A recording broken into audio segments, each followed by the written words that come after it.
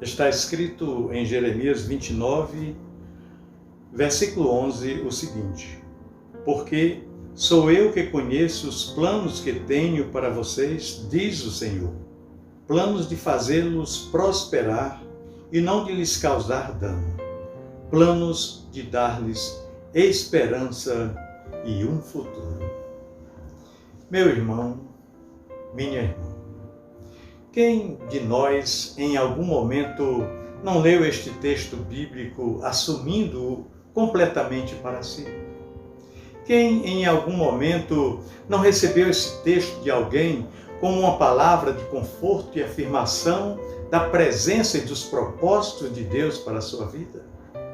Esse texto é bastante presente no cotidiano da vida de fé de todos nós. E deve ser, pois é muito precioso. Os israelitas estavam em cativeiro e nutriam o desejo de ver a manifestação de Deus nesta época. Profetas, entre eles, confirmavam a expectativa de que aconteceria uma verdadeira reviravolta na história deles. Mas outros, entre os quais se encontrava Jeremias, pregavam em sentido contrário.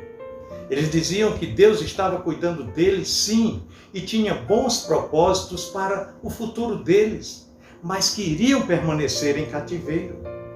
Seria preciso atravessar o vale difícil. Olha, nós temos dificuldades em crer no cuidado de Deus quando as coisas não são como gostaríamos que fossem.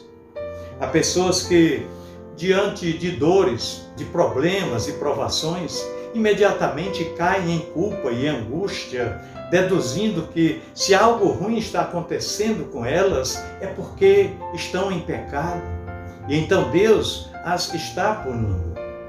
E às vezes pecaram mesmo. E não é incorreto pensar que nossos pecados podem trazer tempos difíceis para nós. Mas não é exatamente bíblico concluir que se algo ruim nos chega, isso seja uma punição da parte de Deus por conta de nossos pecados. Essa iniciativa aí é mais religiosa do que mesmo cristã.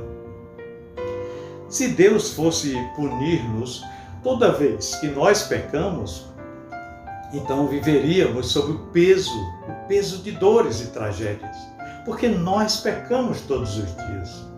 Somos pecadores e entendemos muito pouco sobre pecado. Aprendemos em nossa cultura religiosa a supervalorizar alguns pecados, especialmente aqueles relacionados à esfera sexual. E então tentamos não praticá-los, mas ao mesmo tempo somos cegos para pecados como injustiça, como desamor, indiferença, desrespeito, julgamento, preconceito, e os praticamos como se Deus não se importasse com isso. Esses também são pecados muito sérios, mas não aprendemos isso. Achamos que estamos bem porque não fizemos os pecados feios e vivemos acomodados aos demais. Não apenas feios, mas muitas vezes cruéis. Louvado seja Deus, pois Ele é misericordioso. Mas precisamos amadurecer, pois a ilimitada paciência de Deus muitas vezes revela-se algum limite. Dores e problemas podem decorrer de pecados, sim, pois tudo na vida produz consequências, boas ou ruins. Pecados são um tipo de coisa que produz consequências ruins. Mas coisas ruins podem decorrer das naturais inseguranças e incertezas desse mundo em que vivemos. Este mundo caído, esse mundo que jaz no maligno e no pecado. Um câncer, uma doença autoimune servem como exemplo. Podem também decorrer coisas ruins da irresponsabilidade ou do desamor de pessoas que acabam levando outros a sofrimentos. Sermos atingidos por essas possibilidades significa que Deus se descuidou de nós? Absolutamente não. Ele jamais se esquece ou se descuida. Esta vida é incerta. Nós pecamos e erramos. Circunstâncias se combinam e podem nos atingir. Nós temos dores que podem vir de fora ou de dentro.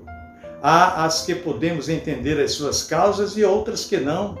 Há aquelas passageiras e há aquelas dores persistentes. Em meio a tudo e a qualquer situação, sempre será verdade. Deus é quem sabe os pensamentos que tem para conosco, pensamentos de bem e não de mal, pensamentos para nos dar um futuro e uma esperança. Portanto, meu irmão e minha irmã, jamais duvide disso. Pensemos nisso. No amor de Cristo. Amém.